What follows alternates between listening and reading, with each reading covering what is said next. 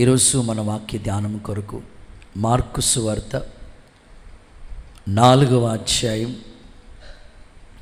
35 నుండి 39 వరకు ఉన్న విశేషమైన మాటలు నేను చదువుతాను. శ్రద్ధ కలిగి మీరు దేవుని మాటలు వినాలని కోరుతున్నాను. మార్కు సువార్త 4వ అధ్యాయం 35 నుండి కొన్ని వాక్యాలు. ఆ దినమే సాయంకాలం అయినప్పుడు ఆయన అద్దరికి పోదుమని వారితో చెప్పగా వారు జనులను పంపివేసి ఆయనను ఉన్నపాటున చిన్న దోణిలో తీసుకుని పోయిరి. ఆయన వెంబడి మరికొన్ని దోణులు వచ్చెను. అప్పుడు పెద్ద తుఫాను రేగి ఆయన ఉన్న దోణి మీద అలలు కొట్టినందున దోణి నిండిపోయాను.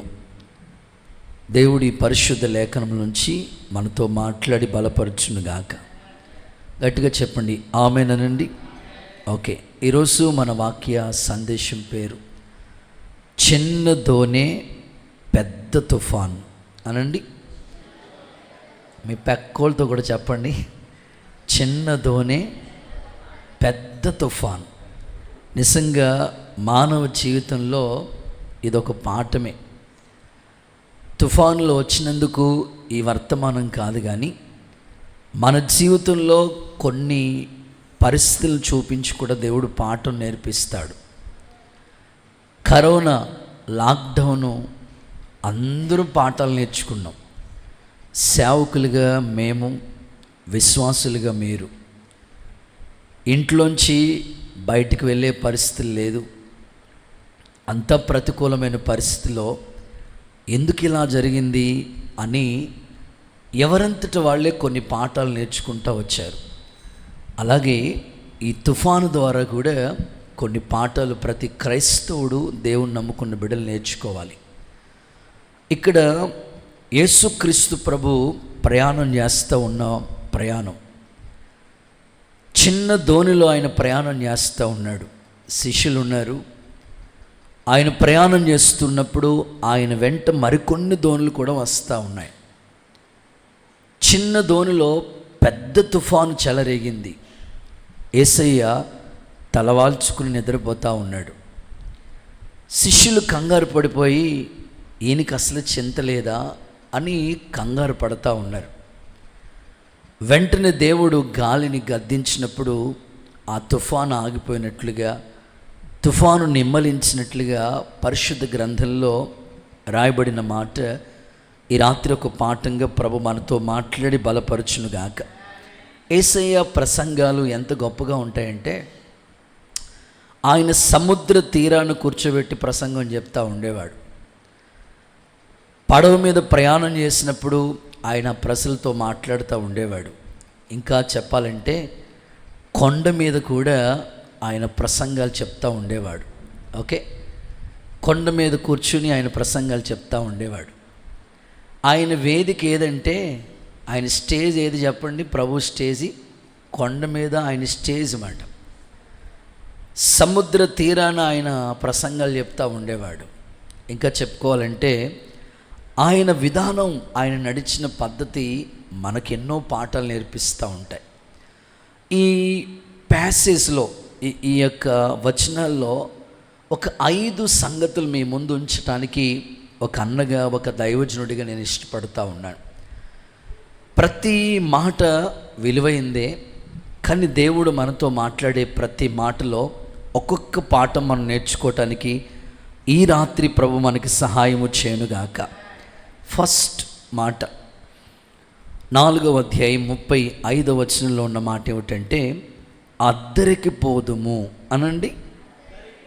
గట్టిగా మాట్లాడాలి. అద్దరికి పోదుము. ప్రభు అంటున్నాడు, ఆయన అద్దరికి పోదుమని వారితో చెప్పగా. అంటే ఈ ధర నుండి ఆ ధరికి చేరుకోవటాన్ని అద్దరి అంటారు. చిన్నప్పుడు మేము చదువుకునే టైంలో ఎవరైనా పిల్లలు వాళ్ళ మమ్మీ డాడీ స్కూల్కి తీసుకొచ్చేవాళ్ళు. కొంతమంది పిల్లలు మామూలుగా వచ్చేసేవారు, వాళ్ళు చిన్నాన్న పెద్దనాన్నలు ఎవరో ఒకరు తీసుకొస్తూ ఉంటుంటే అడుగుతూ ఉండేవాళ్ళు, మీ డాడీ ఏరి, మీ మమ్మీ ఏరంటే అద్దరికి వెళ్ళారు. ఎక్కడికి వెళ్ళారంట అంటే పనులకి ఇక్కడ కాకుండా వేరే చోటుకి వెళితే అద్దరికి వెళ్తూ ఉండేవారు అని చెప్తా ఉండేవారు అన్నమాట. సో ఇక్కడ ప్రభు మాట్లాడుతున్నారు వారితో, మనం అద్దరికి పోదాము అని పిలుస్తూ ఉన్నాడు. అంటే మనకి ఈ దరి మంద కాదు, అదే శాశ్వతమైన గృహం, అక్కడికి మనం చేరుకోవాలని ఒక్క మాటలో ప్రభు మనకి చెప్తా ఉన్నాడు. చూడండి, మన జీవిత కాలంలో కూడా మనది స్థిరమైన శాశ్వత గృహం మనకి ఇక్కడ లేదు, నిలువరమైన పట్టణం మనకి ఇక్కడ లేదు. మన పౌరస్థితి పరలోకమందు ఉన్నది. కాబట్టి మనమందరం కూడా ఈ భూమి మీద ఈ ప్రయాస దేని కొరకంటే అదిగో అద్దరికి మనం చేరుకోవాలి. అక్కడికి వెళ్ళాలనే ఈ ప్రయాస మనం అందరం కూడా ప్రయాసపడుతూ ఉన్నాం. చూడండి, పరిశుద్ధ గ్రంథంలో దీనికి సంబంధించిన వాక్యాన్ని మీకు చదివిస్తాను.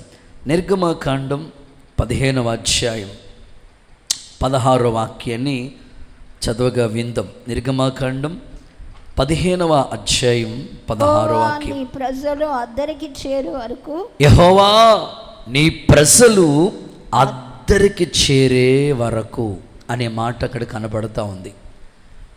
నీ బాహుబలము చేత వారిని నువ్వు నడిపించవయ్యా. నీ ప్రజలు అద్దరికి చేరుకోవాలంటే పరలోకము, ఆదరి. ఇప్పుడు ప్రభు పడవలో ఉన్నప్పుడు వారితో చెప్తున్నాడు, మనం అద్దరికి చేరుకోవాలి అని. మనం కూడా ఈ భూమి మీద నుంచి పరలోకం చేరుకోవాలి. ఈ భూలోకం మనకి ఎవ్వరికి శాశ్వతమైంది కాదు. మనం ఎంత కాలం ఈ భూమి మీద ఉన్నా ఇదైతే మనకి శాశ్వతం కాదు. అద్దరికి మనం చేరుకోవాలి. అదే శాశ్వతమైన రాజ్యం, అదే నిరంతరం నిలిచే సియోను పట్టణం. అందుకే ఈ భూమి మీద ఉండగానే అందరూ కూడా దాని గురించి మనం ఆలోచిస్తూ ఉండాలి. అందుకే పౌలు అనేక సందర్భాల్లో మీరు చెప్తూ అంటాడు, మీరు క్రీస్తుతో కూడా లేపబడిన వారైతే పైనున్న వాటిని వెతకండి అంటాడు. మనం క్రీస్తుతో కూడా లేపబడిన అనుభవం అంటే నమ్మి బాప్తిసం పొంది యేసుక్రీస్తు నా దేవుడిని నోటితో ఒప్పుకొని హృదయంలో విశ్వసించిన తర్వాత మన పేరు జీవగ్రంథంలో రాయబడిన తర్వాత ఆ రాజ్యము గురించి మనం ఆలోచిస్తూ ఉండాలి. క్రీస్తుతో కూడా మనం లేపబడిన అనుభవం ఉంది కాబట్టి మనం పైనున్న వాటిని వెతకండి అని. కానీ మనం ఈ భూమి మీదే ఉంటాం. ఈ భూమి మీద ఉన్నంత కాలం కూడా పైనున్న రాజ్యాన్ని గురించి ఆలోచించేది చాలా తక్కువ. ఈ భూ సంబంధమైన వాటి గురించే మనం ఆలోచిస్తూ ఉంటాం. అవునంటారా కాదంటారా? 100కి 100%. ఈ భూమి మీద ఉన్నంత కాలం ఏమి తినాలా, ఏమి తాగాలా, ఏమి కట్టుకోవాలా, ఏమి ధరించాలా, పిల్లలకి ఏమి సమకూర్చాలా, ఏంటి అని ఈ భూ సంబంధమైన వాటి గురించి ప్రతి ఒక్కరు ఆలోచిస్తూ ఉంటాం. వాక్యం అంటుంది, మీరు క్రీస్తుతో కూడా లేపబడిన వారైతే పైనున్న వాటిని వెతకండి. అద్దరికి మనం చేరుకోవాలి. అలాగని అన్నయ్య పైనున్న వాటిని వెతకమని చెప్పారు, ఈ రోజు నుంచే నేను స్టార్ట్ చేస్తానని మీ భర్త బైక్ స్టార్ట్ చేసుకుని బండి మీద వెళ్తూ ఉన్నాడు. వెనకాల భార్య కూర్చుంది, పిల్లలు కూర్చున్నారు. కొంచెం దూరం ఎర్రవంతిన రెడ్ బ్రిడ్జ్ దాటిన తర్వాత ఆ టర్నింగ్ తిరుగుతున్నప్పుడు వెంటనే వాకింగ్ గుర్తొచ్చింది, జాన్ వెస్లీ గుర్తొచ్చేసాడు, ప్రసంగం గుర్తొచ్చేసింది, కళ్ళలోకి వచ్చినట్లుగా అలా వచ్చేసాడు ఆయన. పైనున్న వాటిని వెతకండి అన్న వెంటనే బార్లు అలా వదిలేసి అలా పైకి చూసాం అనుకోండి, చెప్పండి ఇంకా అద్దరు కాదు పరదేశులమో అని పిలవాలన్నమాట, పాట పాడాలి. అంటే పైనున్న వాటిని వెతకడం అంటే, అద్దరికి చేరుకోవడం అంటే కొన్ని వాక్యాలు మీకు తెలియచేస్తాను. చూడండి, కీర్తన గ్రంథం 78వ అధ్యాయం 13వ వాక్యాన్ని చదవగా విందాం. 78వ కీర్తన 13వ వాక్యం. ఆయన సముద్రమును పాయలుగా చేసి వారిని అద్దరకు నడిపించాడు. నిజమే కదా? వారి ఎదుట ఇశ్రాయేలు ప్రజలు, వాళ్ళ ప్రయాణం ఎక్కడి నుంచి ఎక్కడి వరకు? వాళ్ళ ప్రయాణం ఎక్కడి నుంచి ఎక్కడి వరకు? ఐగుప్తు నుంచి చెప్పండి కానాను వరకు వాళ్ళు వెళ్ళాలి. ఐగుప్తి ఆ ప్రాంతం నుంచి కనానుకు చేరుకోవాలి వాళ్ళు. అయితే ఈ కనానుకు చేరే విధానంలో ఎన్నో అడ్డులు ఆటంకాలు వాళ్ళకి ఎదురవుతూనే వచ్చాయి. వాళ్ళకి యోర్దాను అడ్డొచ్చింది. యోర్దాను మందసాన్ని మోస్తున్న యాజకులు అరికాలు అలా నిలిపిన వెంటనే ఏకరాశిగా నిలిచిపోయింది. వాళ్ళు అద్భుతంగా ఆ యోర్దాను దాటి వెళ్ళారు. ఇప్పుడు మరలా ప్రయాణంలో వాళ్ళకి సముద్రం అడ్డుగా వచ్చింది. సముద్రం అడ్డుగా వచ్చినప్పుడు కూడా మోషే తన కర్ర అలా చాపినప్పుడు సముద్రం 2 పాయలుగా మారితే దేవుడు మోషే ద్వారా వాళ్ళని అద్భుతంగా వారిని నడిపించాడు. అదే మాట ఇక్కడ చెప్తున్నాడు, సముద్రమును పాయలుగా చేసి నీవు వారిని అద్దరికి నడిపించావు అని. నిజమే, మన ఎదుట కూడా ఈ జీవిత విధానంలో, అంటే మనం ఈ భూలోకం నుంచి పరలోకం చేరే వరకు మన ఎదుట కూడా సముద్రం లాంటి తరంగాలు ఎన్నో, సముద్రం లాంటి శ్రమలు ఎన్నో మన ఎదుట అడ్డుగానే ఉంటాయి. మనల్ని అక్కడికి చేరకుండా ఏదో ఒకటి మనకి అడ్డొస్తూనే ఉంటుంది. కానీ మన ఉద్దేశాలు, దేవుని సంకల్పం ఎలాగైనా సరే మనం అక్కడికి చేరేంత వరకు మన ఎదుట ఉన్న ప్రతి ఆటంకాలు యేసు నామములో కనుమరుగైపోవునుగాక. ప్రతికూల పరిస్థితులు దేవుడు తొలగించునుగాక. నిజంగా చేరుకునేంత వరకు ఏదోటి మనకు ఆటంకం వస్తూనే ఉంటుంది. నేను భక్తి చేయనివ్వకుండగా, ప్రార్థనకి రానివ్వకుండగా, ఉపవాసం ఉండనివ్వకుండగా, దైవికంగా దేవునికి అప్పగించుకోకుండా ఏదో ఒకటి నీకు ఆటంకం. కొంతమంది ఆత్మీయ జీవితాలు ఎలా ఉంటాయంటే, వారి ఆధ్యాత్మికమైన జీవితంలో ఎదగాలని ఆశ ఉంటుంది. చాలామందిని చూస్తూ ఉంటాను నేను, వారి విశ్వాస జీవితాన్ని గమనిస్తూ ఉంటాను. భక్తి చేద్దాం అనుకున్న వాళ్ళకి ఏమో ఎక్కువగా ఆటంకాలు ఉంటాయి. వాళ్ళ ఇంట్లోనేమో అన్ని భక్తి చేయబాబు వెళ్ళని సహకరించే వాళ్ళు ఉంటేనేమో వాడికేమో భక్తి చేయాలనే మనసు ఉండదు. చూడండి, చాలామంది పిల్లల్ని పరిచయం చేయడానికి వాళ్ళకి ఆశ ఉంటుంది. దేవుని మందిరంలోకి వచ్చి పాటలు పాడాలి, దేవుని మందిరంలోకి వచ్చి వాయిద్యాలు వాయించాలి, దేవుని మందిరంలోకి వచ్చి సేవకుల దగ్గర చిన్నగా పరిచయం చేయాలి, అన్ని విధాలుగా ఆశ ఉంటుంది. కానీ వాళ్ళ ఇంట్లోనేమో ఎంకరేజ్ చేసేవాళ్ళు ఉండరు. ఒకవేళ పొరపాటున పరిచయం చేద్దామని వస్తే ఇంటికాడ నుంచి 40 ఫోన్లు వచ్చేస్తాయి. స్తోత్రం చెప్పండి ఒకసారి. భార్య ఫోన్ చేస్తుంది, ఎక్కడున్నాను, ఏంటి ఇంకా రాలేదండి. పిల్లలు ఫోన్ చేస్తారు, మామయ్య గారు ఫోన్ చేస్తారు, అత్తగమ్మ, ఎన్నో ఆటంకాలు. సరే, పరిచయం చేయకుండా ఇంట్లో ఉన్న వాళ్ళ కుటుంబాలు చూస్తే వాళ్ళ తల్లిదండ్రులకి ఆశ ఉంటుంది మా పిల్లల్ని పరిచర్యకి పంపించాలని. కానీ ఆ పిల్లలు ఎన్నిసార్లు ఆ బండిని తోద్దామని ట్రై చేసినా సరే ఆ బండి ముందుకెళ్దు, వెనక్కి వెళ్దు. చూడండి, చాలా కుటుంబాల్లో అద్దరికి చేరే వరకు ఏదో ఒక ఆటంకమే. వాళ్ళకి సముద్రం ఆటంకంగా ఉన్నప్పుడు దేవుడు పాయలుగా చేయించి అద్దరికి నడిపించాడు కదా. నీ ప్రయాణంలో కూడా ఎన్ని ఆటంకాలు ఎదురొచ్చినా ఆ గమ్యం చేరే వరకు పరిశుద్ధాత్ముడు నీకు సహాయము చేయనుగాక. చూడండి, ఒక మాట మీకు చదివిస్తాను. ఫిలిప్పీలకు రాసిన పత్రిక 3వ అధ్యాయం 20వ వాక్యం చూడండి. ఫిలిప్పీలకు రాసిన పత్రిక 3వ అధ్యాయం 20వ వాక్యం. మన పౌరస్థితి ఎక్కడుందంటే చెప్పండి, పరలోకమందు ఉన్నది. అక్కడ ప్రభువైన యేసుక్రీస్తుని రక్షకుడు నిమిత్తం మనం కనిపెట్టుతూనే ఉన్నాము. మన పౌరస్థితి పరలోకమందు ఉన్నది. మీకు జనరల్గా చిన్న ఉదాహరణలు చెప్తే బాగా అర్థమవుతుంది. 2019, 18 ఆ సంవత్సరాల్లో మన పాత మందిరం ఉండేది అక్కడ.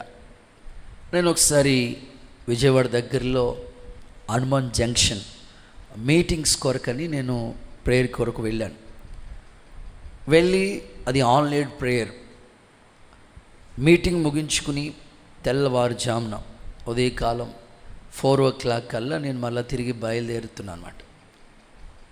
బయలుదేరి మ్యాక్సిమం జంక్షన్ నుంచి ఏలూరు వచ్చినప్పటికీ ఫోన్ వచ్చింది, అన్నయ్య మన చర్చ్లో పలానా తల్లి ముసలమ్మ, ఓల్డ్ ఏజ్, ఒక 80 ఏళ్ళు ఉంటాయి ఆ తల్లిగారికి, ప్రభునందు నిద్రించారు, ఈ లోక యాత్ర ముగించారు, మీరు త్వరగా వచ్చేసేయాలి, ఇక్కడ బాడీ అంతా రెడీ చేశారు, రాత్రే చనిపోయారు, కానీ మీరు ఆ మిడ్ నైట్ ఆ టైంలో ఫోన్ చేస్తే బాగోదు కదని తెల్లవారునే మీకు ఫోన్ చేసామనంటే, నేను జర్నీలో ఉన్నానన్న వచ్చేస్తానులే, నాకు రావడానికి మ్యాక్సిమం 3 అవర్స్ పడుతుంది, వచ్చేస్తాను, ఈ లోపల చుట్టాలు బంధువులు అందరూ వస్తారు కదా అని. సరే అని వాళ్ళ బంధువులు కూడా వైజాగ్ నుంచి రావాలి, ఇంకా ఇరుగు పొరుగు వాళ్ళు రావాలి, వాళ్ళందరూ కూడా వస్తూ ఉన్నారు. నేను కూడా వచ్చేసాను. మ్యాక్సిమం అమలాపురం వరకు వచ్చేసాను. అక్కడి నుంచి తమ్ముడు వాళ్ళు వచ్చారు, గబగబా నన్ను రిసీవ్ చేసుకుని అక్కడ తీసుకెళ్లారు. తీసుకెళ్తే వాళ్ళ చుట్టాల బంధువుల్లో నేను వచ్చేసాను, కానీ ఇంకా వాళ్ళ చుట్టాల దగ్గరికి వస్తున్నారు. ఇంకొక 10-15 నిమిషాలు, పావు గంటలు తీసుకెళ్ళిపోదామన్నా అని చెప్పారు.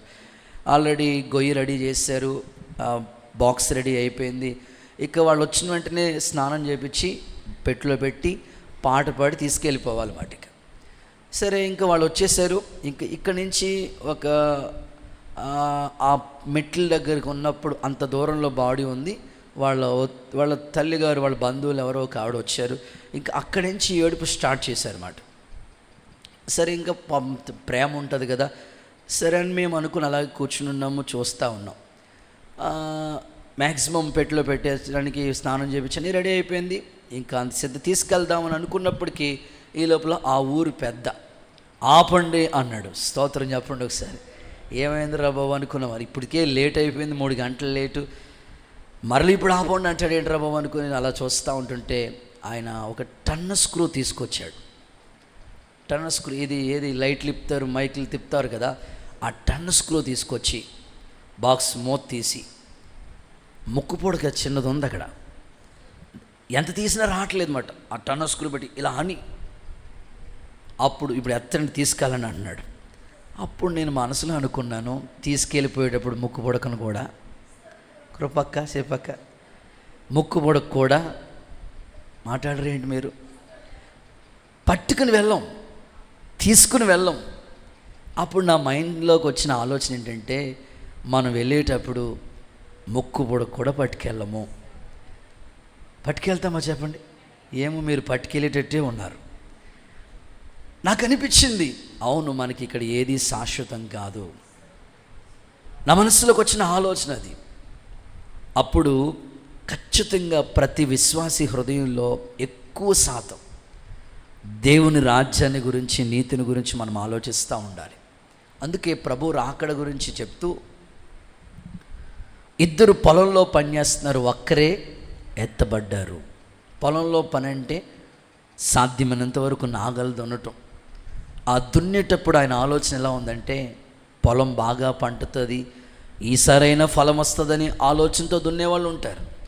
కానీ దున్నుతున్నప్పుడు నాగలు చాలవలే నా యేసయ్య శరీరం దున్నబడింది, నేను కూడా అలా నలగొట్టబడాలి అనే సిద్ధ మనసు కొందరికే ఉంటుంది.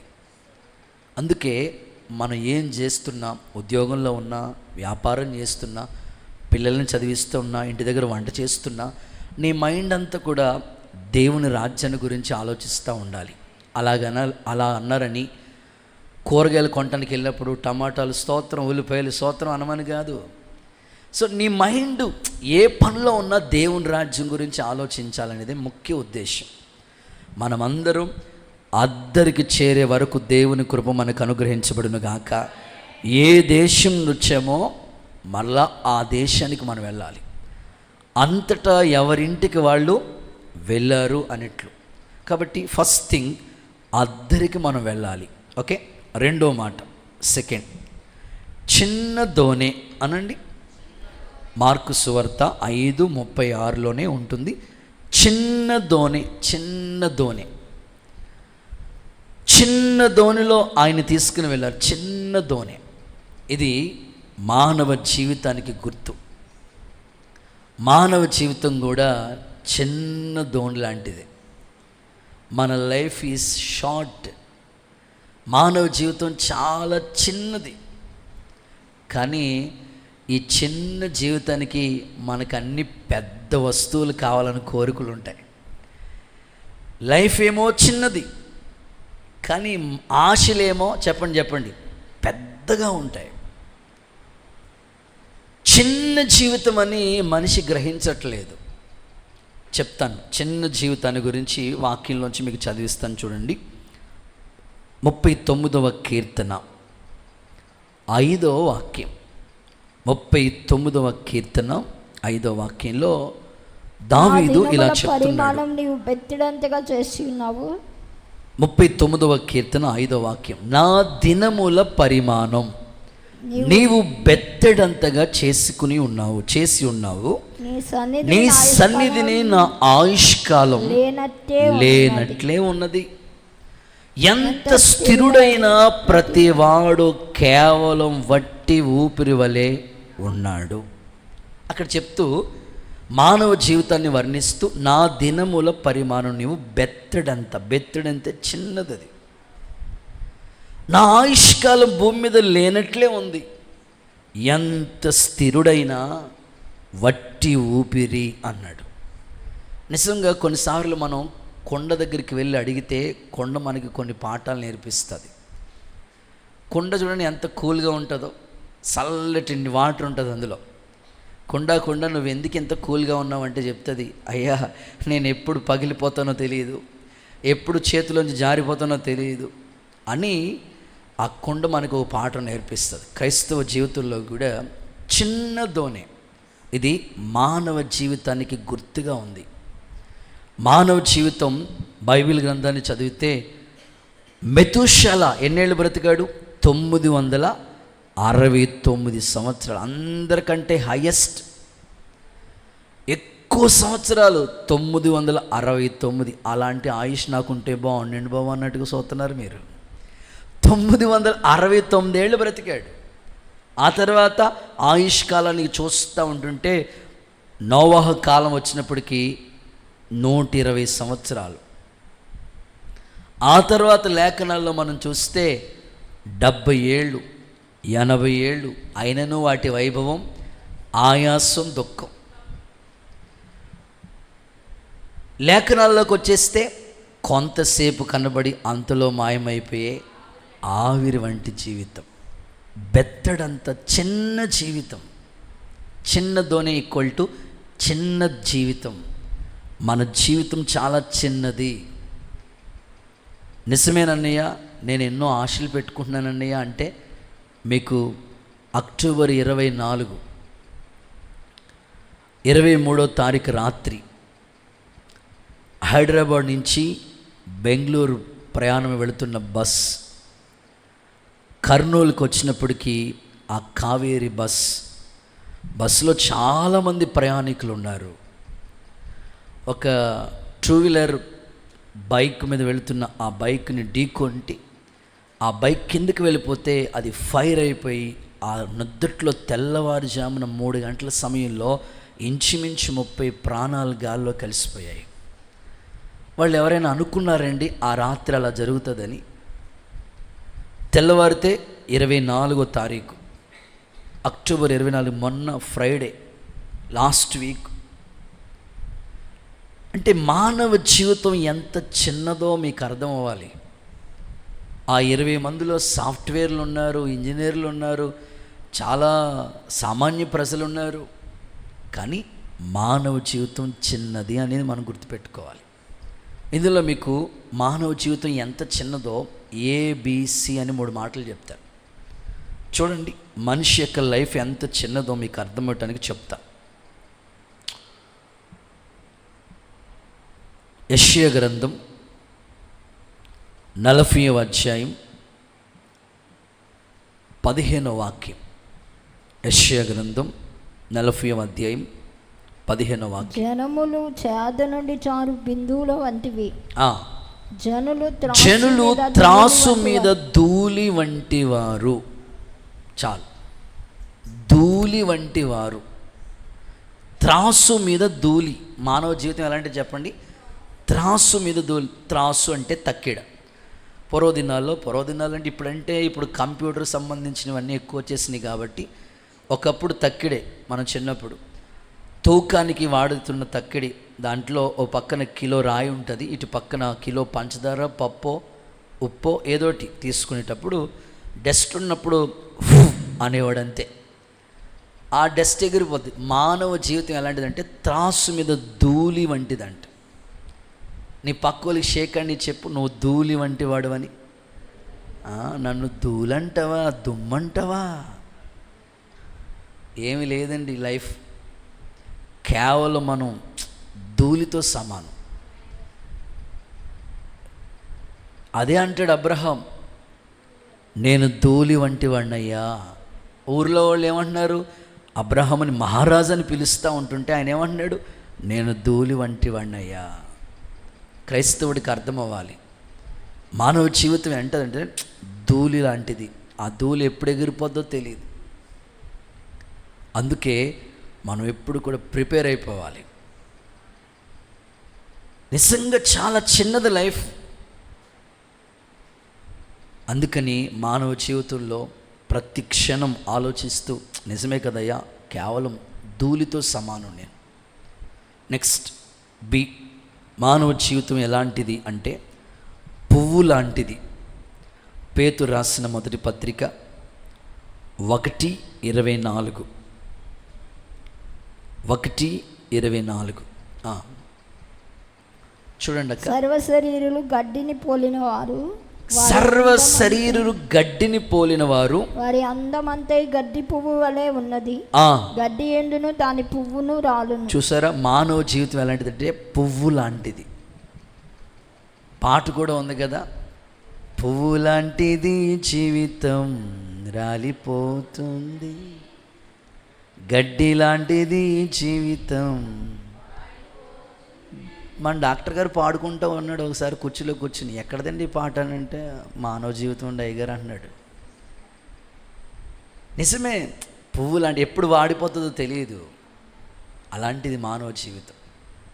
అందుకే మానవ లైఫ్ చిన్నది, చాలా షార్ట్. ఇప్పుడు చూస్తున్న ఈ సంవత్సరం 2025 జనవరిలో మనతో ప్రారంభించిన వాళ్ళు ఈ నవంబర్ 1 వరకు లేరు కదా. అందుకే ఈ చిన్న జీవితాన్ని దేవుని చేతిలోకి అప్పగించుకోవాలి. ప్రభా, కుమ్మరు అని చేతిలో జిగటమన్ను ఉన్నట్లు నేను నీ చేతిలో ఉన్నానయ్యా.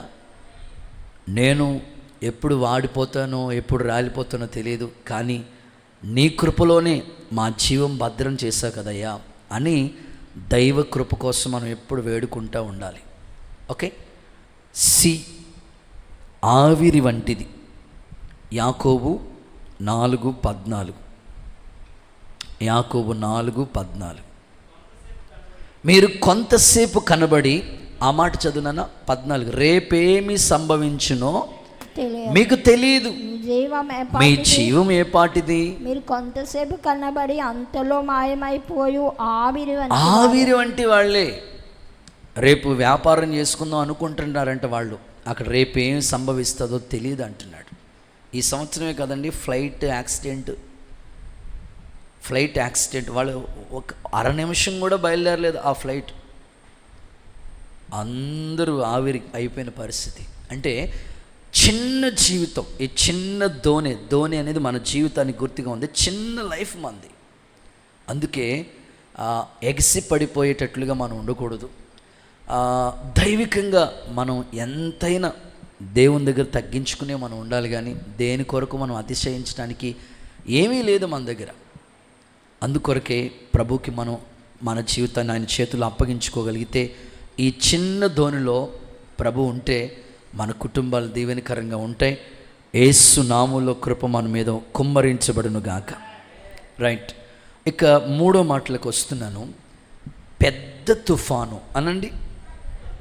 మార్కు సువార్త 4:37 ప్రకారం పెద్ద తుఫాను, ఆ చిన్న ధోనిలో పెద్ద తుఫాను వచ్చింది. ఈరోజు కూడా మానవ జీవితంలో ఎన్నో తుఫాను లాంటి భయంకరమైన పరిస్థితులు మనం ఎదుర్కొంటా ఉన్నాం. మానవ జీవితం చాలా చిన్నదే, కానీ పెద్ద తుఫాన్లు మనం ఎదుర్కొంటా ఉన్నాం. నేను ఆలోచించాను, అసలు తుఫాన్లు అనేవి ఎందుకు వస్తాయి? అది యేసు ప్రభు ఉన్న ధోనే కదా. హలో, ఆ ధోనిలో ఎవరున్నారు? మరి యేసు ప్రభు ఉన్న ధోనిలో ఎందుకు రావాలి తుఫాను? చాలామంది అంటూ ఉంటారు, ఏమండి మీరు దేవుణ్ణి నమ్ముకున్నారు కదా, క్రైస్తవులు కదా, బాప్తిసం కూడా తీసేసుకున్నారు కదా, మీరు ప్రతి ఆదివారం మందిరానికి వెళ్తారు, మందిరంలో పరిచర్య అంటే ముందుంటారు, దేవుని సన్నిధి అంటే ఆసక్తిగా ఉంటారు, మీకెందుకండి శ్రమలు? పెద్ద తుఫాన్ నిజమే. మానవ జీవితంలో పెద్ద తుఫాను సమస్యలకి గుర్తుగా ఉంది. తుఫాను వచ్చినప్పుడు అలజడి,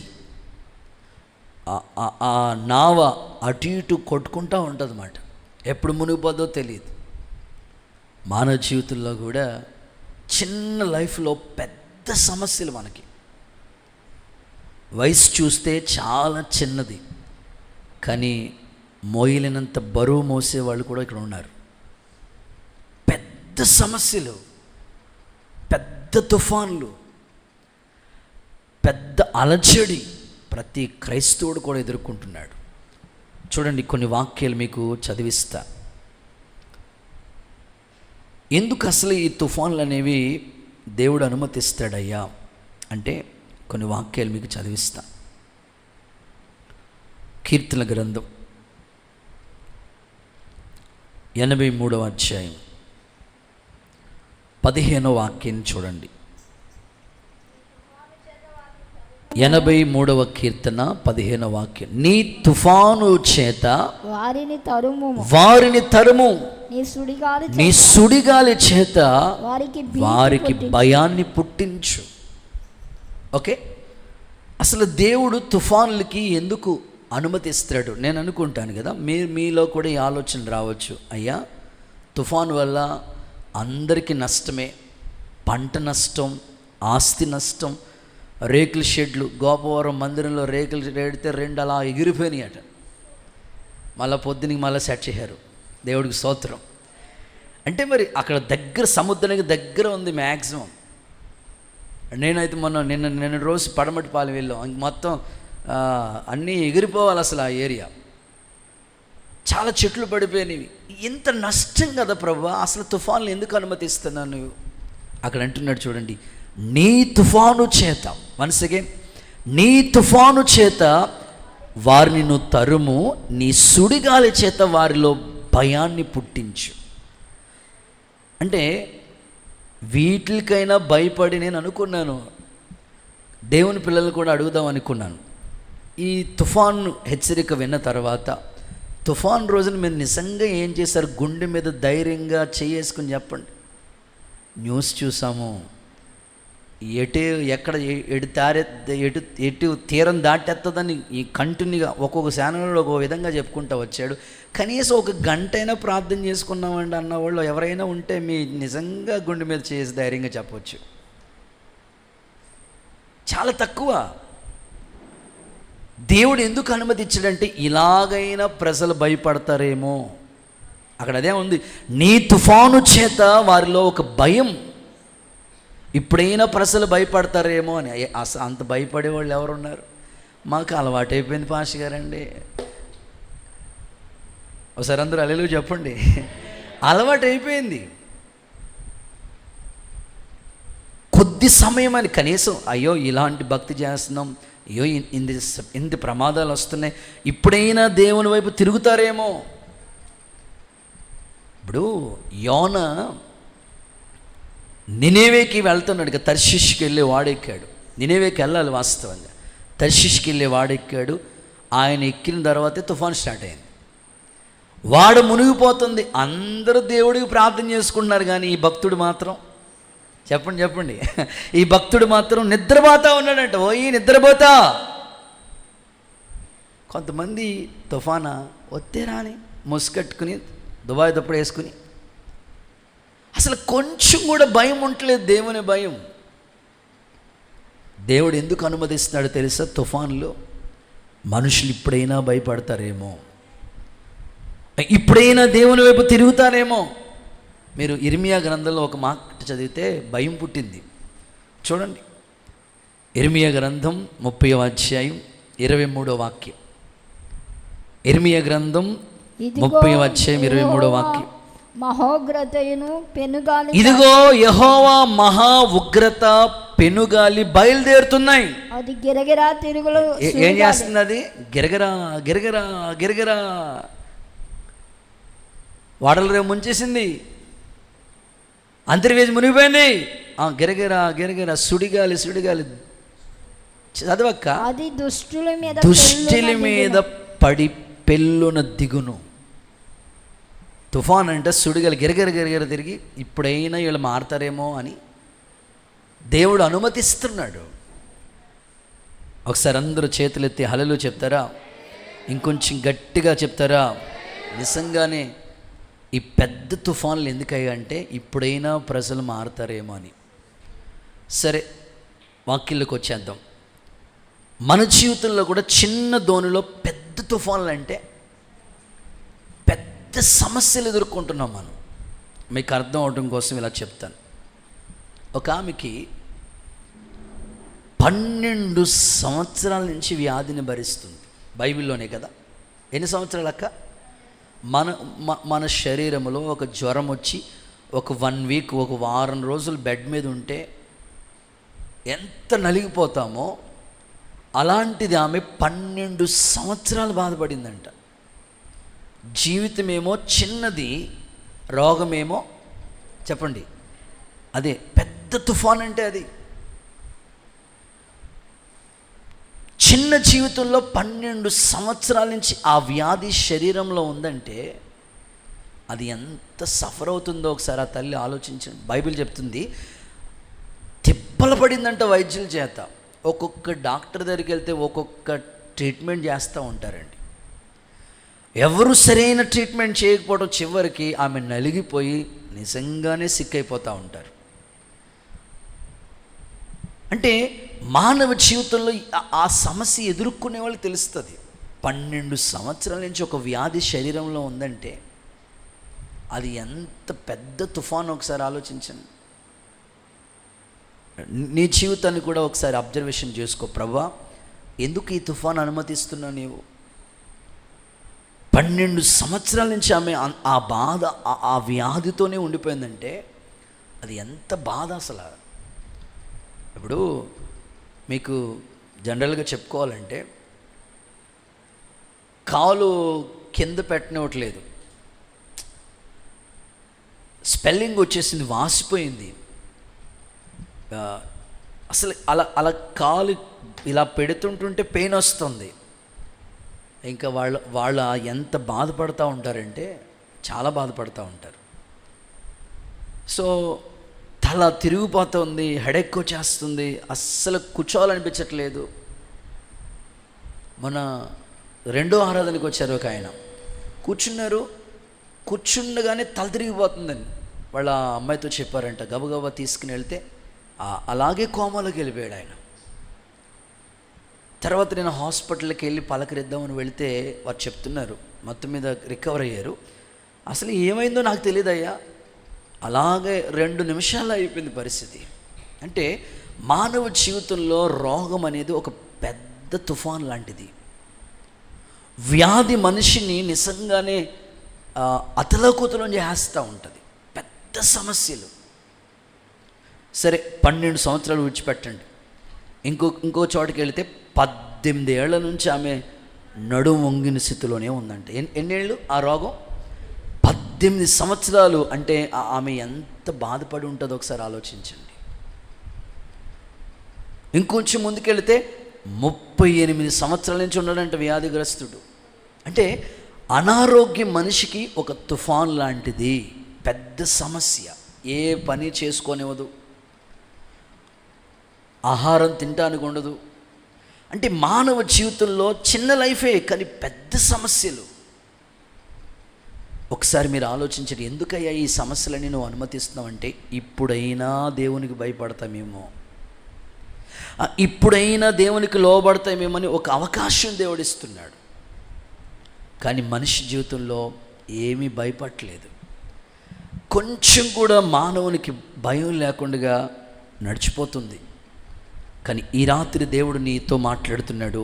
నీ జీవితంలో ఎదుర్కొంటున్న పెద్ద తుఫాన్ లాంటి సమస్యలకి కారణాలు ఏంటంటే ఇప్పుడైనా నువ్వు దేవుని వైపుకి పూర్తిగా తిరుగుతావేమో అని, ఇప్పుడైనా దేవుని వైపుకి సంపూర్ణంగా త్రిప్పబడతావేమని, ఇప్పుడైనా ఒక పరిపూర్ణ నిశ్చయతతో భక్తి చేస్తావని. నా ప్రార్థన, యేసు నామములో అనేకుల హృదయాలు తెరవబడునుగాక. దానికి రూమ్స్కి స్లాబ్ వేస్తున్నప్పుడు ఐరన్ కడుతున్న మేస్త్రులు మాట్లాడుతూ ఉన్నారు. ఒక మేస్త్రి ఫస్ట్ రోజు వచ్చాడు, రెండో రోజు ఆయన రాలేదు. ఇంకొక మేస్త్రి వచ్చాడు. ఎందుకు రాలేదయ్యా అంటే వాళ్ళు మాట్లాడుకుంటూ ఉన్నారు. వాళ్ళ అబ్బాయి అంట ఈ ఐరన్ మేస్త్రి పని చేస్తూ ఉంటాడంట. వాళ్ళకి కాంట్రాక్ట్ వర్క్ వస్తే వెళ్ళాడంట. వెళితే అది అపార్ట్మెంటు వర్క్ జరుగుతూ ఉందట. వాళ్ళు కాంట్రాక్ట్ తీసేసుకున్నారు. అయితే ఆ 11 kV వైరు, ఈ కరెంట్ వైర్ ఉంటుంది చూసారా, ఆ 11 kV వైరు ఆ ప్రక్క నుంచి ఆనుకుని ఉందట.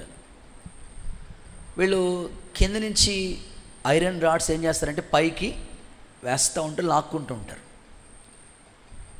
సరే ఇక్కడ 11 kV ఉంది, అలా వద్దులే, ఇలా మెట్ల మించి జాగ్రత్తగా మనం సెట్ చేసుకుందాం అనుకుని ఇలా జాగ్రత్తగా తీసుకుంటున్నారంట. తీసుకుంటున్న టైంలో వైరు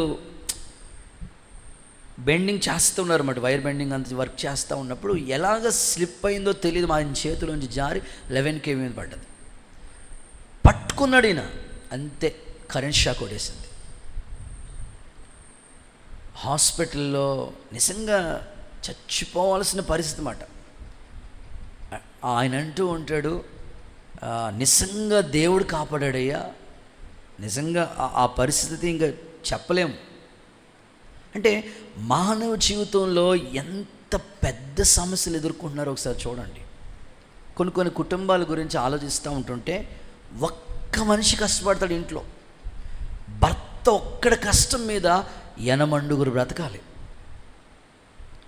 భార్య, పిల్లలు, కుటుంబం, ఇంట్లో కరెంటు బిల్లు, ఇంటద్ది, పిల్లల ఫీజులు, అంటే చిన్నదోనే పెద్ద సమస్యలు. దేవుని కృపను బట్టి చెప్పగలుగుతాను, ఈరోజైనా మనలో దేవుని భయం కొంచెమైనా ఉంటే ఆ తుఫాన్లను ఎదుర్కోవటానికి దేవుడు నీకు సామర్థ్యం ఇచ్చునుగాక, యేసు నామములో కృప దర్శించునుగాక. చూడండి, వాక్యం చదువుదాం. యోనా గ్రంథంలోకి వెళదాం. 1వ అధ్యాయం 3-4 వాక్యాలు చదవగా విందాం. యోనా గ్రంథం 1వ అధ్యాయం. యెహోవా సన్నిధిలో నుండి తర్షీషు పట్టణమునకు పారిపోవాలని. ఎక్కడి నుంచి? దేవుని సన్నిధిలో నుండి తర్షీషుకు వెళ్ళిపోదామని, పారిపోదామని యోనా యొప్పేకు పోయి తర్షీషునకు ఒక వాడ ఒకటి చూసి ప్రయాణానికి టికెట్ ఒకటి తీసి యెహోవా సన్నిధిలో నిలవలేక వాడవారితో కూడా తర్షీషు పోవుటకు వాడ ఎక్కెను. 4వ వచనం వెరీ ఇంపార్టెంట్. యెహోవా సముద్రం మీద పెద్ద గాలి పుట్టింపగా సముద్రం అందు గొప్ప తుఫాను రేగి.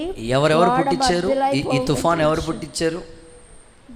యెహోవా సముద్రం మీద పెద్ద గాలి పుట్టించగా సముద్రం నందు గొప్ప తుఫాను రేగి వాడ బద్దలైన గతి వచ్చాను. యోనా, ఎందుకయ్యా తుఫాను వచ్చింది? ఆయన చెప్తాడు, నేను దేవుడు మాట వినలేదు, వెళ్ళకూడదని తెలుసు, అయినా వెళ్ళాను, అందుకే వాడ మునిగిపోయే పరిస్థితులు వచ్చాయి. దేవుడు అందుకే తుఫాను పుట్టించాడని చెప్తున్నాడు. ఈరోజు నేను అడుగుతున్నాను, ఈ యొక్క శుద్ధీకరణ కూడికలో నీ జీవితంలో ఎదుర్కొంటున్న, నీ వయసు చూస్తే చిన్నదే, నీ ఆర్థిక పరిస్థితి చూస్తే చాలా తక్కువ శాలరీ, కానీ పెద్ద సమస్యలు నీ ఇంట్లో ఒకదాని తర్వాత ఒకటి, ఎందుకు ఇంత సమస్యలు నువ్వు ఫేస్ చేస్తున్నావు అంటే దేవుని మాట ఎక్కడో జారిన స్థితి. యోనా జీవితంలో తుఫాను ఎందుకు వచ్చిందంటే దేవుని మాట సరిగ్గా వినలేదు. మనం కూడా కొన్నిసార్లు కొన్ని శ్రమలు దేవుడు మనల్ని పరీక్షించడానికి అనుమతిస్తాడు, కానీ కొన్ని శ్రమలు మనం దేవుని మాట వినక తెచ్చుకుంటూ ఉంటాం. ఈ రాత్రి మీరు ఈ శుద్ధీకరణ కూడికలు మీరు ఆలోచించండి. ఎన్నిసార్లు దేవుడు వాక్యం ద్వారా మనతో మాట్లాడినా వెనక పెడచెవుని పెట్టి నాకు కాదులే అనుకుని ఒకవేళ ముందుకు వెళ్ళిపోతూ ఉంటుంటే, ఈరోజు ఇక్కడ దేవుడు మనతో ప్రశ్నించి మాట్లాడుతూ ఉన్నాడు. మన జీవితంలో ఎదుర్కొంటున్న ఈ శ్రమలకి కారణాలు కొన్నిసార్లు నిన్ను పరీక్షించడానికి దేవుడు అనుమతి ఇవ్వచ్చు, కానీ ఒకదాని తర్వాత ఒకటి సమస్య, ఒకటి కోలుకుంటున్నావు అన్నప్పటికీ ఇంకొకటి. ఎందుకయ్యా ఇలా అంటే, ఇదిగో దేవుని మాట ఒకవేళ ధిక్కరిస్తున్నారేమో, దేవుని మాట ఒకవేళ ఎదిరిస్తున్నారేమో. ఒక్కసారి ఇప్పుడైనా యోన మరలా సముద్రం ఆ అగాధంలో ఆ చేప కడుపులోకి వెళ్ళిపోయినప్పుడు అప్పుడు ప్రార్థన వచ్చింది ఆయనకి. అందరూనేమో వాడిలో ప్రార్థన చేస్తుంటే మనోడు ఎక్కడ ప్రార్థన చేస్తున్నాడు చెప్పండి. మనం కూడా అంతే కదండి బాబు. ఎంత విచిత్రమైన సంగతులు అంటే నాకు అనిపిస్తూ ఉంటుంది. ప్రార్థనకి రండి బాబు, ఆల్ నైట్ ప్రేయర్కి రండి బాబు, స్పెషల్ మీటింగ్ జరుగుతుంది రండి బాబు, రారు. కరోనా టైంలో చూడండి, 7 అవ్వకుండా అలా గూగుల్ మీట్ అలా ఆన్ చేస్తే అసలు లింక్ పంపించినండి వెంటనే ఏజ్ రక్తమే గడగడ అలా జాయిన్ అయిపోతూ ఉండేవారు. నాకు అనిపిస్తుంది మళ్ళా దేవుడు కరోనా పంపించి ప్రభువాని ప్రార్థన చేయాలేమో, అప్పుడు కానీ వీళ్ళు భక్తి చేయరేమో అనిపిస్తూ ఉంటుంది. ఏమండి, సమయం ఉన్నప్పుడే మనం భక్తి చేద్దాం. సమస్యలు రాకుండానే ముందుగానే ఎదుర్కోవటానికి దేవుని పాదాల దగ్గర కూర్చుందాం. యేసు నామములో ప్రభు మిమ్మల్ని దర్శించునుగాక, దైవ దర్శనం మీకు వచ్చునుగాక. ఈ రాత్రి గొప్ప ఆత్మల భారం మీకు వచ్చునుగాక. ఎప్పుడైతే యోనాకు దేవుని భయం వచ్చిందో అప్పుడు వెళ్ళి ప్రకటిస్తే అనేకులు ఆ ప్రాంతం రక్షించబడింది కదండి. ఈరోజు దేవుని ప్రభు బల్ల ఆరాధన సమీపిస్తున్న మనం కొంచెం కాకపోయినా కొంచెమైనా భయపడాలండి. రేపు ఉదయకాలం చెప్తాను అసలు ప్రభు బల్ల ఎలా తీసుకోవాలి, ఎవరు అసలు యోగ్యులు, ఆ పద్ధతి అసలు దేవుడు ఎందుకు పెట్టాడు. ఒక శ్రేష్టమైన మాటలు దేవుని సన్నిధిలో మనం వింటాం. కొంచెం కాకపోయినా కొంచెమైనా సరే, ఒక నెల సరిగ్గా మన జీవితం సరిగ్గా లేదు సరే, ఇంకొక నెలలోనైనా సరే సంపూర్ణతలోకి వద్దాం. ఇప్పుడు ఎగ్జామ్ రాసి పిల్లలకి ఎగ్జామ్ అందరు రాస్తున్నప్పుడు ఫెయిల్ అయిపోయారు, తర్వాత సప్లిమెంటరీ ఉంటుంది. అప్పుడు అవకాశం ఉన్నప్పుడు అప్పుడైనా కష్టపడి చదివితే ఈజీగా సెకండ్ ఇయర్లో జాయిన్ అయిపోవచ్చు. మే నెల ఇప్పుడు చదువుకోవాలి, ఎంత ఎండలో చదువుకోవాలా, మాస్టర్ గారికి పని లేదు, ఎగ్జామ్ పెడతాడు ఇప్పుడు అని అనుకుంటే ఇంకేముంది మాస్టర్ గారు, ఏముండదు. అలాగే భక్తి విషయాల్లో కూడా దేవుడు మనకు అవకాశం ఇచ్చాడు. ఇప్పుడు 40 దాటితే 50 వస్తే ఈ మోకాళ్ళు వేయలేకపోతున్నారు, ప్రార్థనలో కూర్చోలేకపోతున్నారు, ఉపవాసం ఉండలేకపోతున్నారు. ఇప్పుడు అవకాశం ఉంది కదా, ఇప్పుడు మీరు భక్తి చేయకపోతే ఎలా? యవనస్తులకి ఇప్పుడు మంచి అవకాశం దేవుడు ఇచ్చాడు. ఇప్పుడు కూడా భయపడకుండా, ఇప్పుడు కూడా దేవుని సంధిని వెంబడించకుండా చూద్దాంలే, ప్రార్థన, ఉపవాస ప్రార్థన, శుద్ధీకరణ కూటం ఎందుకులే, బెల్లారాధనకి వెళ్దాం లాస్ట్లో, ఇంకా అప్పుడు అవకాశం ఉండదు మనకి.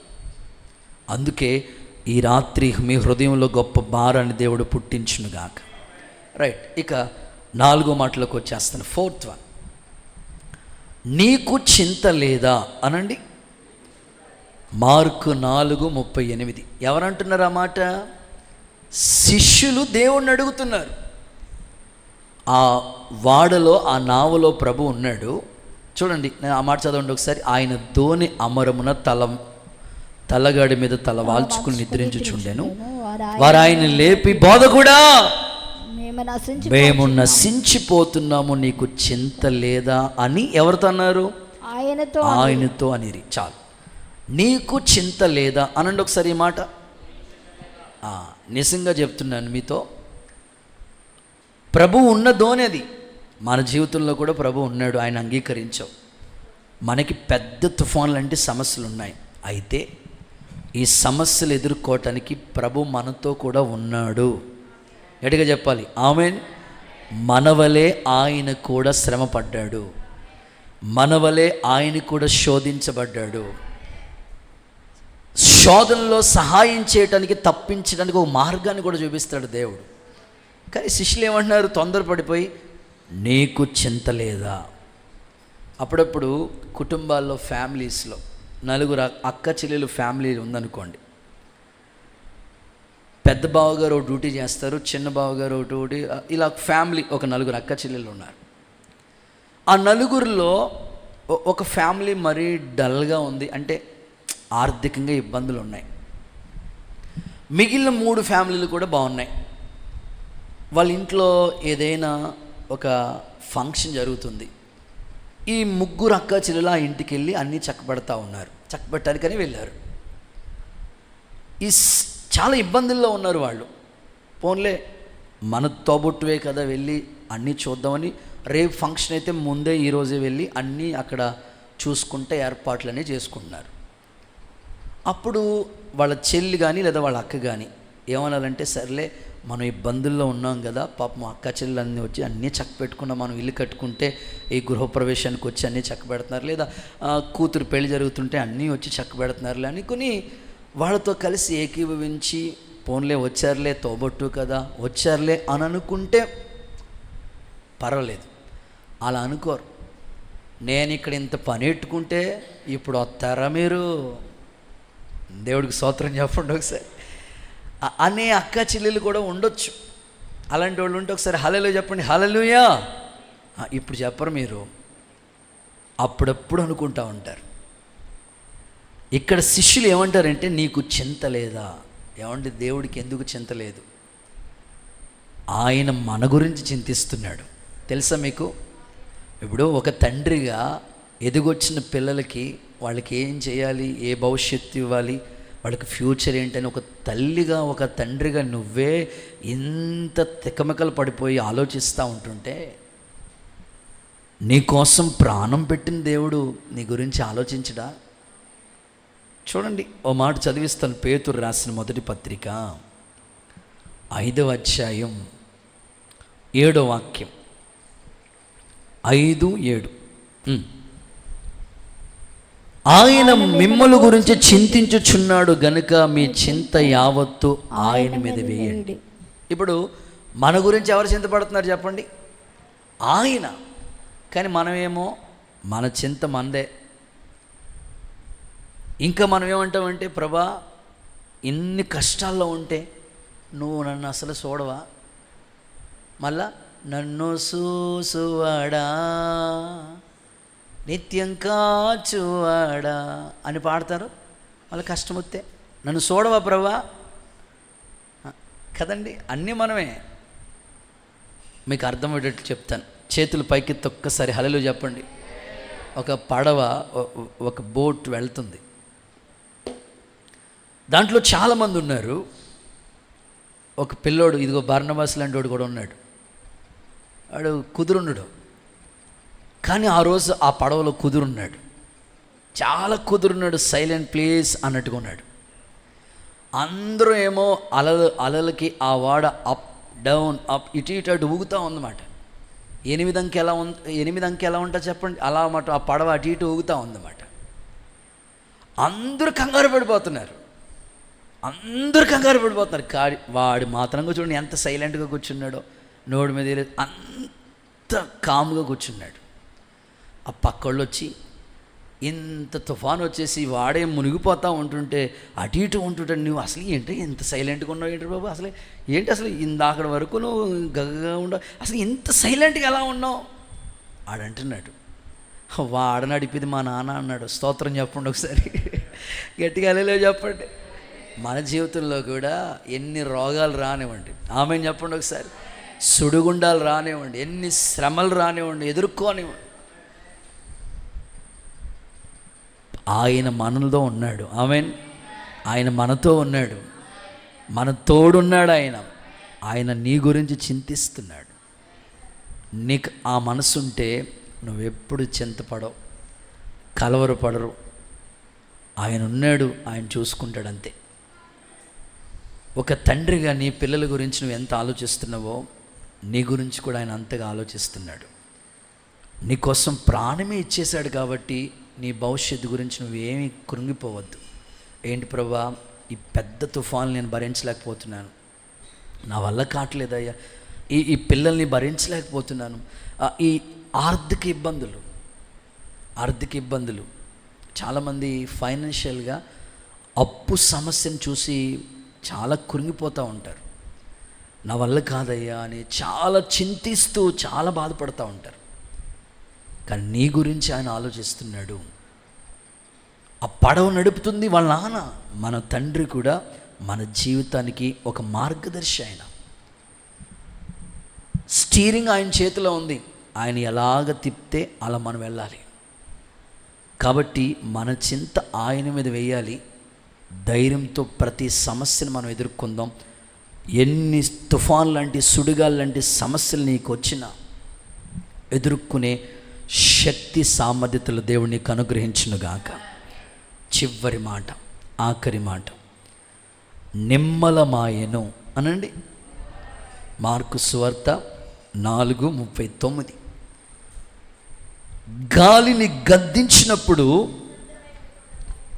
గాలిని గద్దించి నిశ్శబ్దమై ఊరకుండమని సముద్రంతో చెప్పక గాలి అణిగి మిక్కిలి నిమ్మలమాయెను. ఒకసారి అందరూ చప్పలు కొడుతూ ఒకసారి యేసయ్యకి మహిమ చెల్లిస్తారా? నా ప్రార్థన, నీ జీవితం అనే ఈ ధోనిలో సమస్యలనే పెద్ద తుఫాన్లు నిన్ను ఎన్ని ఎదుర్కొంటున్నా,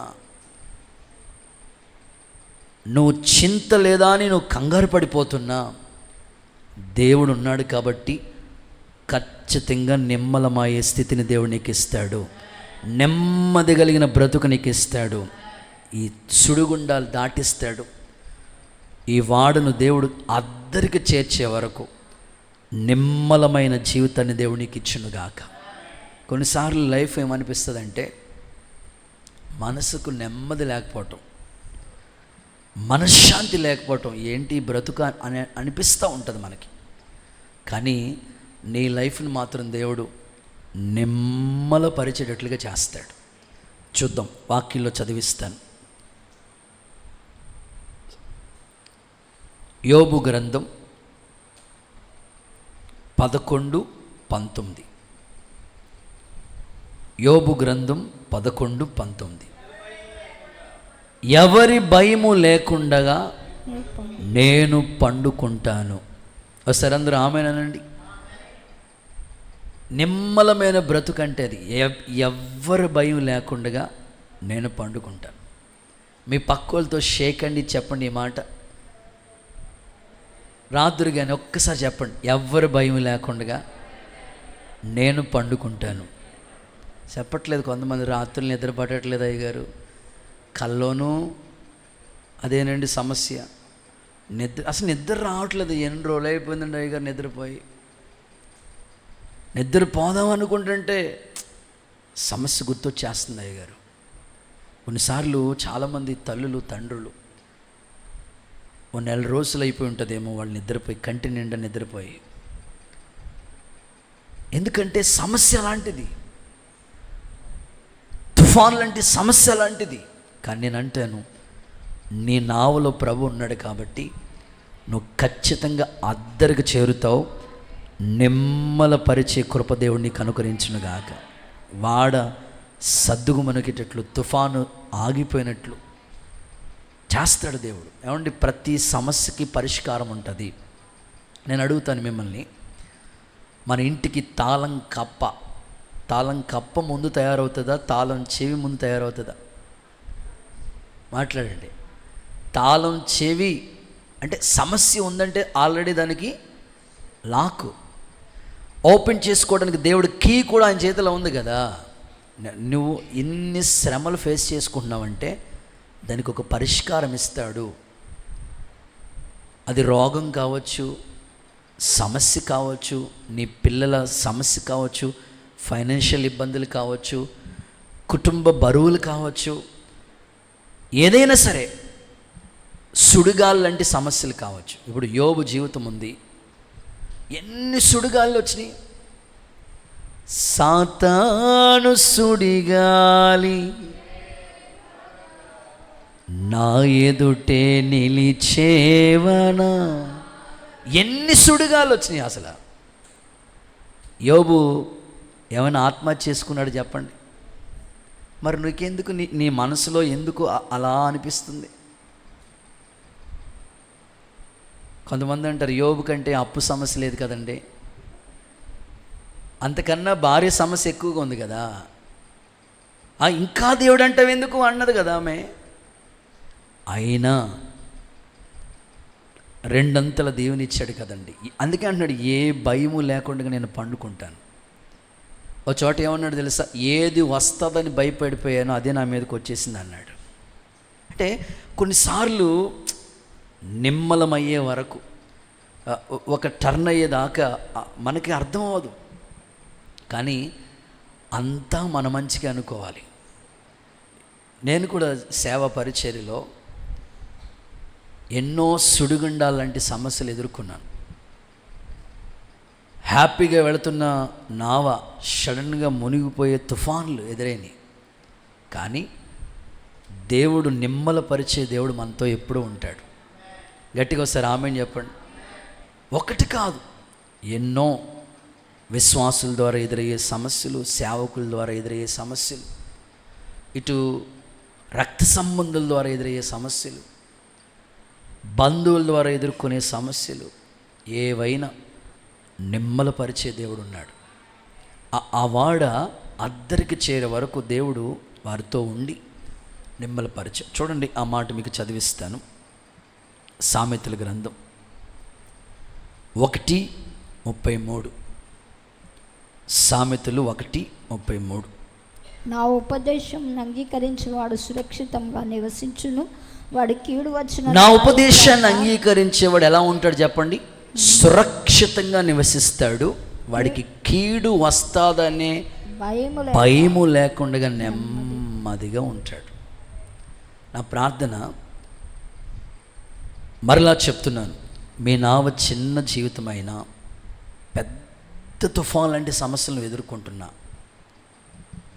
నీ నావలో ప్రభు ఉన్నాడు కాబట్టి ఖచ్చితంగా నిమ్మలపరుస్తాడు.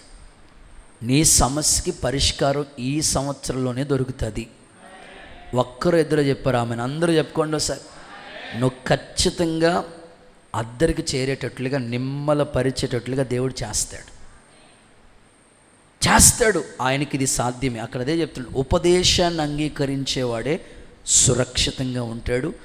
వాడికి భయం వస్తుంది, కీడు వస్తుందనే భయం కూడా లేకుండా ఎంతో నెమ్మదిగా ఉంటాడంట. కనుక ఈ రాత్రి ఈ మాటల చేత మీ కుటుంబాలు కట్టబడాలి. సమస్య వచ్చిందంటే పరిష్కారం ఉంటుంది. గత రాత్రి మేము మీటింగ్కి వెళ్ళిన తర్వాత, మీటింగ్ అంతా అయిపోయింది, లాస్ట్లో వాళ్ళు మాకు భోజనాలు పెడతా ఉన్నారు. వారు చెప్తున్నారు, అయ్యా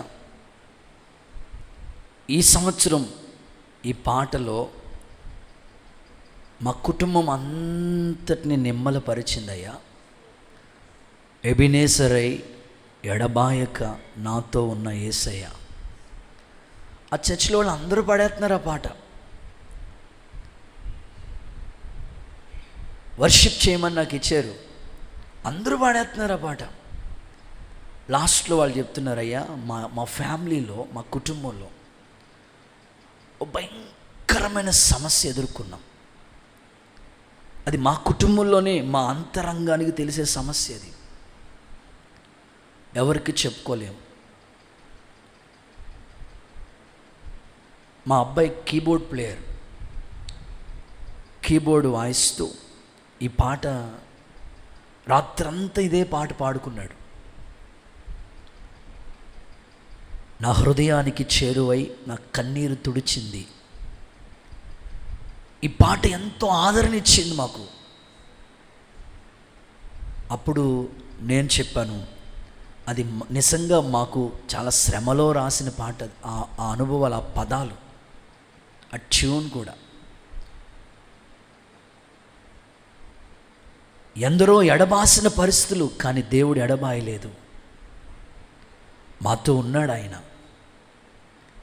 వారు చెప్తారు, మా కుటుంబం రాత్రంతా పాట పాడుకున్నాం అయ్యగారు. ఆ తర్వాత ఆ మరుసటి ఆదివారమే సంఘానికి నేర్పించాం ఆ పాట.